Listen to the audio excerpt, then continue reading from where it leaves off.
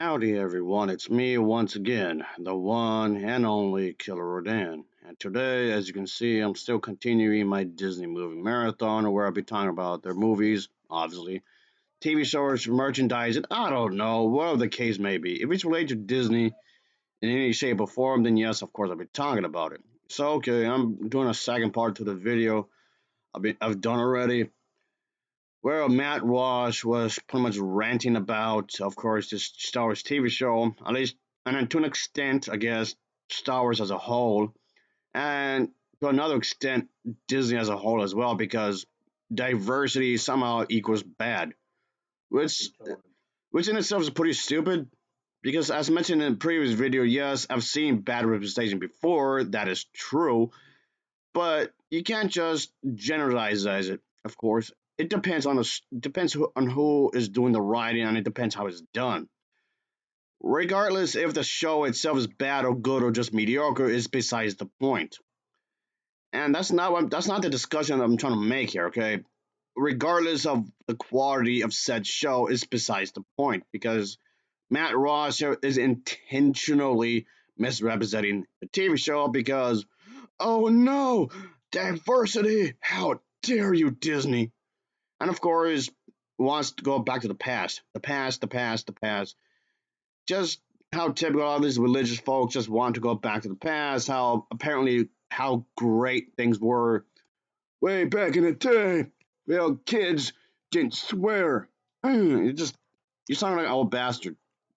I mean, granted, I'm an old bastard too because I'm over 100 years old, sure, but Jesus goddamn Christ. The past is the past, right, bud? And the past is the past for a reason. Of course, he just wants things to go back to the way they were. I mean, okay, to be somewhat fair here, yes, Star Wars fans are like that as well. There's a lot of Star Wars fans who behave the exact same way, sure.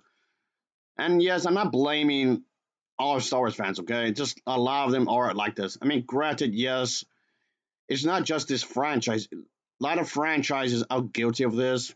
Of course, to be somewhat fair again, that's true, but I'm just putting that out there. It's just that the whole God aspect of this, it's just been used to keep certain traditions alive. And of course, he's acting as if that these other traditions are being under attack just because Disney is allowing diversity. Well, certain things should change. That in itself is not the problem. As mentioned in the previous video, things will in fact get stale. And then if that happens and you still will complain, there's no pleasing these people. So with that being said, let's just do a bit more of this. And yes, I would do a third video after this, by the way, just letting everyone know ahead of time. Ugh. You know, I kind of want to just be done with this. It's just that his sermon over here, just or podcast even called. I guess technically a podcast. I guess. Anyway, it just goes on and on and on and on about a whole lot of nothing. Really, at the end of the day, I can just summarize with that. It's just a whole lot of nothing. Anyway, whatever. Here we go. They sometimes get attacked in ways that can be quite personal. My belief is that storytelling does need to be representative of all people. That's an easy decision for me. Yeah, she really said that. Storytelling does need to be representative of all people, says the CEO of Lucasfilm as she mocks her own fan base. What the hell are you talking about? She was mocking the own fan base. Since when? Since when that was a thing? What? Where? Seriously, where? Do you have a tweet? Do you have like an audio thing? But even if you have all this, even that could be debatable. That's assuming you didn't manipulate said tweet or audio because that has been done before.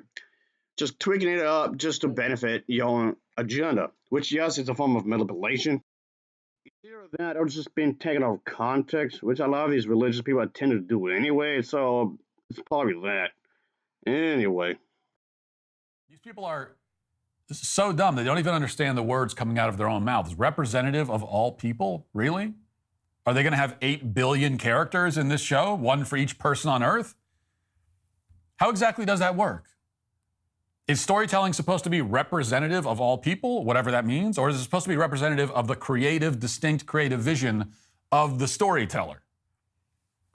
I was going to show some more clips of these women, but it's honestly too painful to subject you to. These are people who can't even communicate without descending into Valley Girl nonsense. And they're putting together shows that they expect millions of people to watch. Kathleen Kennedy was lucky enough to work with Steven Spielberg, and Leslie Headland worked on rom-coms with titles like Sleeping with Other People. So those are their credentials, and they're considered impressive in the industry, I guess. So they get to continue butchering Star Wars. By the Again, what the hell are you even talking about? Oh, the butchering Star Wars. They're not doing that. Not doing that whatsoever.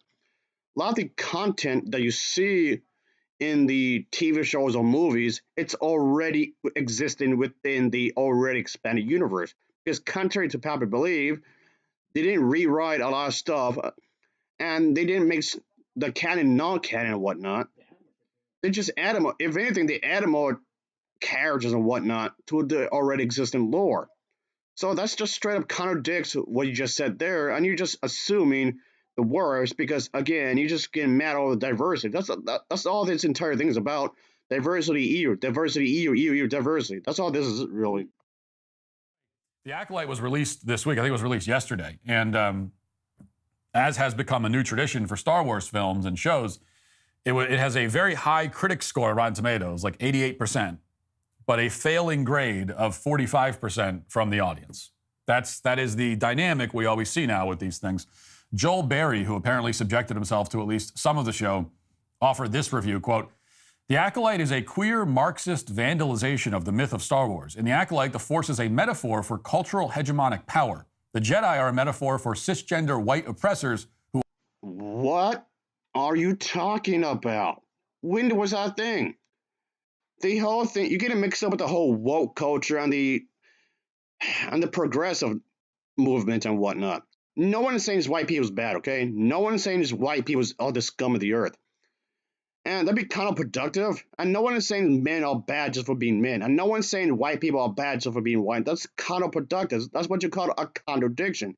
If you want to be inclusive, oh no, you have to include them as well. So what you're saying there doesn't make any sense. hoard the power for themselves.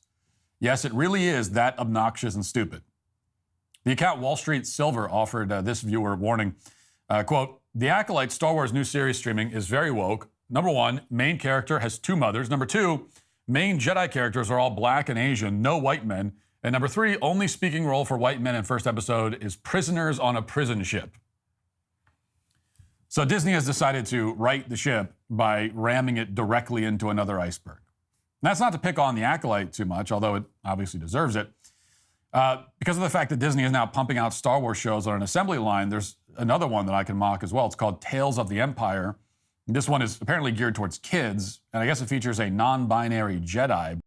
Okay, what are you talking about? Oh, seriously, I'm still wondering, what are you talking about? Based on how all the characters use they, them pronouns to refer to this corpse. Watch this. I think we played this once before, but here it is again. If you can get through it, here it is. Watch.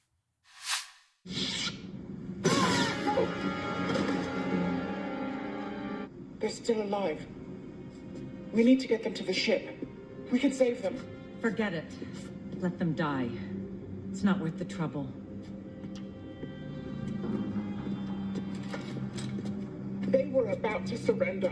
Irrelevant. The Jedi are a threat to be eradicated wherever they are found.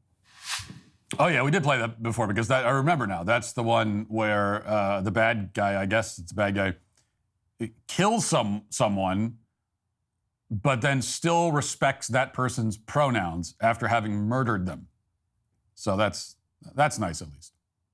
This is the result of Disney's big plan to focus on entertainment and not messaging. We have non-binary Jedis and girl bosses making sure we have the gayest Star Wars ever. And that's not all. As Bloomberg recently reported, Disney is now banking on the upcoming film Inside Out 2 as the, quote, key to restoring the magic. They think that this film, a sequel to a movie from 2015, is going to be a smash hit to the point that they're going to give it a 100-day run in theaters. As Bloomberg reports, quote, "If families show up for Inside Out 2 in the kinds of numbers Pixar used to see, it will reaffirm the studio's standing. But if the movie fails, it will fuel concerns about the company's relevance." Okay, you still didn't explain anything. How is it being inclusive equal to hate white people, hate straight people, hate men? Where is this? Where is this? When did this ever happen in the series? Where? Where? You're just making stuff up again. This never existed in the Star Wars universe, in any shape or form. Even if you want to include the what if scenarios, the alternate timelines, alternate universe, whatever, this what you're saying never existed anywhere. You're just making stuff up just to make this look bad. Again, whether I like the show or not, whether the show is good or not, is besides the point. Because this individual is just making stuff up. By the way, the whole article is kind of funny because it's all about how Disney, they've come up with their brilliant strategy to get back on track. And their brilliant strategy is to do more sequels and remakes. That's the strategy. And of course, anyone reads that, like, isn't that what you've been doing the whole time? Isn't that the only thing you've done for 20 years now? Now, what is Inside Out 2 going to be about? It's hard to say because it's not out yet, but after some Googling, I came across this headline from an outlet called Pride.com. And here's their assessment based on the trailer. Quote, the long-awaited sequel to Disney and Pixar's Inside Out isn't hitting theaters until the summer, but the official trailer dropped this week, and it's looking a little gay. Fans think Inside Out 2 is going to be gay as F. Now, how brave is that? Are they also going to, I guess, gayify Inside Out, or maybe they will, which was kind of a middling Pixar entry in the first place. Is that the direction they're going with it? Who knows? But based on the fact that they can't make anything that isn't gay anymore, we can assume that the answer to that question is probably yes. And all of this is very woke. That's true. It's also incredibly lame and stale and unimaginative. And that would also be an apt descriptor for what Disney is doing with its theme parks. As the writer Peachy Keenan documented on Twitter yesterday, Disney is currently re-theming their famous Splash Mountain ride. Okay, I know he's not going to really explain it, but I'll give you this a bit of context here. Because he's, of course, glancing over a lot of stuff.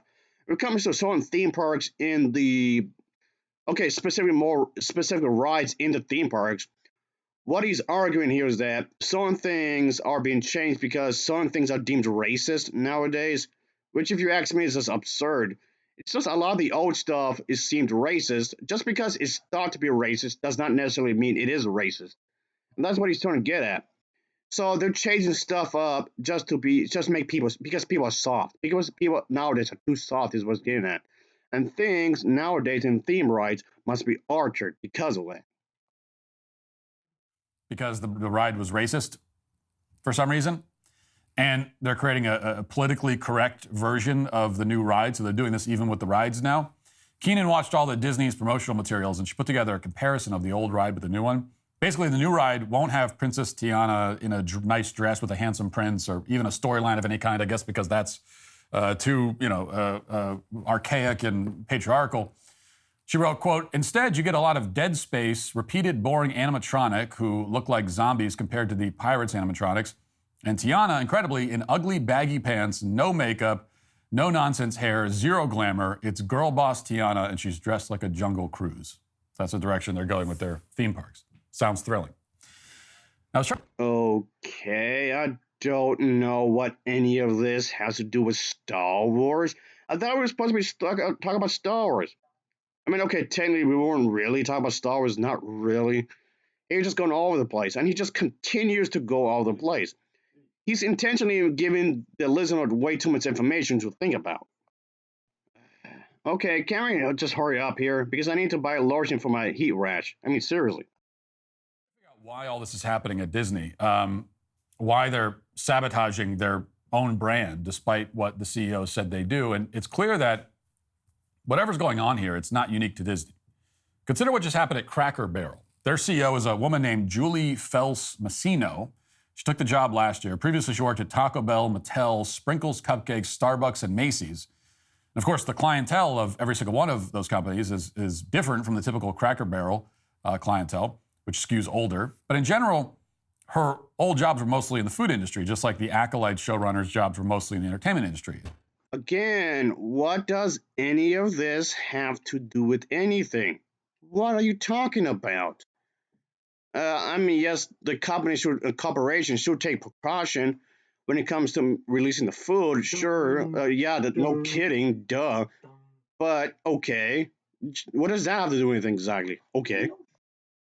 Good enough. So Julie Massino got the job. Unfortunately, it's not working out too well. Massino just announced on a call with investors that the company is, quote, just not as relevant as we once were. Because, when you think of Cracker Barrel, you think of something that you think of relevant. That's why Cracker Barrel's customers go there, is because it's so relevant. But now it's not as relevant, so they need to make it relevant again, she said. And to ignite growth, she said it's necessary to revitalize the brand. She then outlined a bunch of generic initiatives like rewards programs that every other restaurant offers. And her announcement, because people know what that really means, when you have one of these mediocre corporate people saying that we're going to revitalize and the brand. Do you realize you don't necessarily have to be patronizing to get your point across? That just tells me that you don't really have a point. Well, I already knew that. I already knew that you don't have a point. It just seems confusing at the end of the day because you're just rambling on about holding nothing.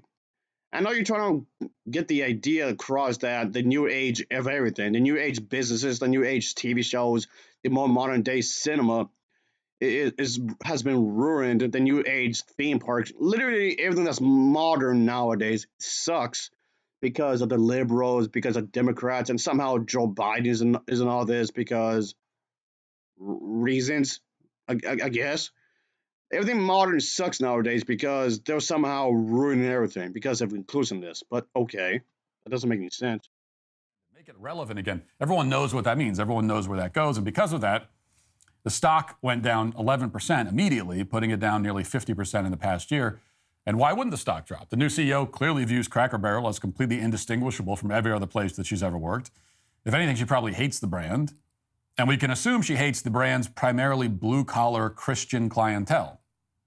We saw something similar with that Bud Light vice president, Alyssa Heinerscheid, when she dismissed her own customers as fratty and said Bud Light needed to rebrand, and that's... Again, what he's referring to is the fact that they allowed a trans woman. I'm not sure if pre or post stop. I'm just going to say trans as a general term here.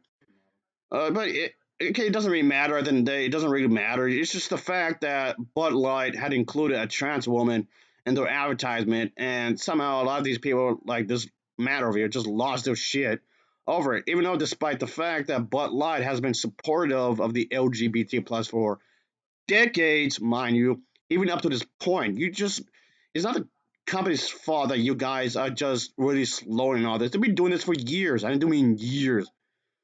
You and Chris Rock are just slow, really slow. They brought on Dylan Mulvaney, and we all know how that turned out. So Alyssa Heinerscheid, like Julie Masino, had great credentials. She went to Harvard and Wharton, had worked at big... You're patronizing ass. He's just trying to cover it up. Your bigotry, trying to cover that up with some positive comments. Oh, this individual did this and that, and so on. This and that happened in the person's life. Okay. I still don't know what this has to do with anything exactly. What does this have to do with Star Wars? I thought we were talking about Star Wars. I mean, yes, I do realize, as mentioned earlier, I know he's trying to link up everything. He's trying to make as if this entire shebang, this entire bad decisions, and when it comes to marketing and whatnot, has been done wrong because, oh no, inclusiveness. You still didn't explain anything at all. What's the explanation to anything? You still haven't said anything noteworthy. Not really. All right, and so Dragon Age Inquisition is very inclusive, and I do mean very inclusive. Of course, I mean, the Dragon Age series as a whole is very inclusive. I mean, yes, that's not the only thing that's going on with it. There's various other things. That's not the only thing that's going for it, of course. Yes, there should be more to the character than the sexual orientation, their gender identity, and so on and so forth. Of course, there'll be more to it than just that, obviously. But it tells the story really well, and it's very successful. And Sarah herself, the character, isn't particularly keen on the religious folks because, yes, stuck in the past. Speaking of which, so yeah, a lot of these religious people want things to go back to the way they were from the 1950s, where the wife is expected to be a certain way, and women don't have the rights to vote really or whatnot. They're expected to be a trophy pretty much for the husband. But of course, then comes along, let's say, a certain doll that changed a lot of people's perspective. Just look at the recent stuff for Barbie. Well, it's semi-recent anyway. This has inclusivity. This is very inclusive. And you're going to tell me that this is automatically garbage just because of that? If anything, this TV show right here is actually pretty popular, actually. It spawned off like mini episodes, mini shows and whatnot. This show is quite long going actually. There's quite a bit of episodes to get through when it comes to this show. And that's other TV shows, not just one thing, of course. And I've dove into the Barbie TV show before, so there's that. So what he's saying right here, just because inclusivity is bad, is contradicts what he's trying to say here. It makes no sense when you think about it. But okay, just because something is inclusive does not mean it's automatically bad. It just depends on the execution. Companies like Listerine and General Mills, but she didn't understand Bud Light or care about the customers. In fact, she hated the customers and was very open about that. And so she destroyed the brand. Now the same thing is probably unfolding at Cracker Barrel. And it's a very slow motion, preventable collapse. I want to ask, what the hell are you talking about? But it's kind of pointless at this point when you think about it. But whatever. On social media, someone using the handle Pine Barren summed up the problem better than I've seen elsewhere. Here's what he wrote, describing an alternative to Cracker Barrel's current CEO. He said, quote, "Imagine a CEO who actually loved Midwestern and Southern culture. What about pop-up concerts and endorsements by Zach Bryan and Morgan Wallen? Why not lean into its heritage as an after-church spot and create..." So, okay, you're telling me if somebody wants to be inclusive, it somehow translates to the anti-traditional, like, when it comes to family values, when it comes to the family structure. So you think you're acting as if they're going to be against somebody's heritage if they're inclusive. Like, what does that even mean? How does that equal to that exactly? You still didn't explain anything. You just jumped to conclusions just to make your opponents look bad, just to make them look bad. It's not that you're trying to be constructive here. You're just jumping the gun over here. Programs for church groups, including discounts and shuttle bus services. Grassroots evangelical support has made huge hits of movies like The Sound of Freedom and restaurant chains like Chick-fil-A. Imagine a public company with a leadership that didn't hate the blue-collar evangelical population. There are so many obvious partnership opportunities with brands like NASCAR or country music stars. I don't think this is wokeness or girl bossery per se.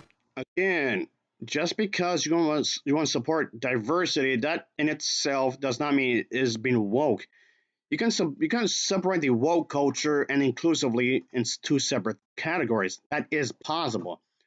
I mean, yes, of course, there's going to be bad eggs in some groups. Obviously, that's true. But you just, how to put this? It's a hasty generalization, is what I'm getting at. Of course. But rather typical corporate mediocrity. They hired a generic MBA type who built a career on the massive brand equity of Yum Brands and Starbucks. Just a cog in the corporate machine.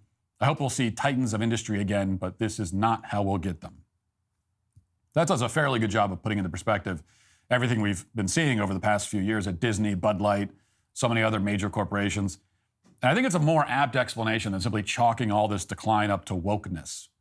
This trend of hiring interchangeable CEOs with resumes and trendy demographics has been an unmitigated disaster because it overlooks what the leader of every company should have at a bare minimum, which is an understanding of their product and a genuine respect for their customers.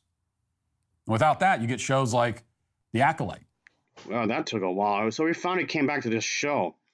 Again, he's trying to explain that it's awful. It's one of the worst shows ever made. That's an exaggeration for one. Again, regardless if it's actually good or bad or mediocre, that is besides the point. Because, like I keep hammering in here, is that he's just saying it sucks just because it's inclusive. That's it. That's literally it, just because you're being inclusive. Okay, so what? What's wrong with that? You get Dylan Mulvaney and angry customers, and your stock collapses along with your brand. Oh, Christ almighty, there you go, lying again. Just because Disney wants to be inclusive, that does not mean their stock market is going to go down. That's a logical fallacy because you're exaggerating. That's a straw man argument because, if you select option B over here, it's going to automatically plummet, therefore it's bad. You have not provided any evidence whatsoever.